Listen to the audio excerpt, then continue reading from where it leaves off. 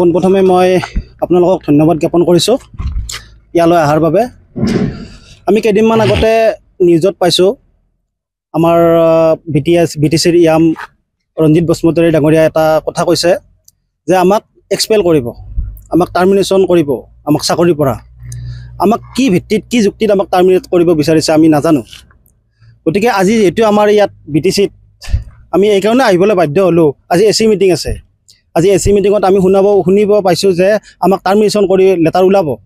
গতিকে মই প্ৰমোদ বড়ো ডাঙৰীয়াক, আমাৰ প্ৰমোদ বড়ো ছাৰক মই অনুৰোধ জনাব বিচাৰিম যাতে আমাক টাৰ্মিনেশ্যন নকৰাকৈ আমাক যে চেলাৰীটো পাছ কৰি দিয়ে, কাৰণ আমাৰো ভৱিষ্যত আছে।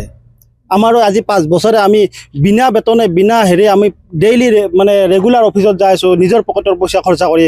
অলপ মানৱতা গুণৰ মানে মানৱতাৰ ফালে চাই আমাক যাতে চেলাৰীটো দিয়ে আৰু যাতে টাৰ্মিনেট নকৰে, এইটোৱে মই ৰিকুৱেষ্ট। অলমষ্ট 500 আছোঁ আমি এতিয়া কেণ্ডিডেটবিলাকে। এতিয়া আমি 40টা ডিপাৰ্টমেণ্ট আছে নেকি? আমি এডুকেশ্যন আছে, ইৰিগেশ্যন আছে, প্ৰায়ভাগতে আছে আৰু প্ৰায়ভাগতে আছে।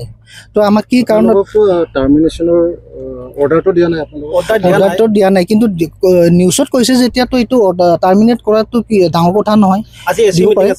আজি AC মিটিং আছে, সেইকাৰণে AC মিটিং হোৱাৰ আগে আগে আমি অনুৰোধ কৰিছোঁ আমাৰ প্ৰমোদ বড়ো ছাৰক আমাক যাতে টাৰ্মিনেট নকৰাকৈ যে আমাক চেলাৰীটো দিয়ে।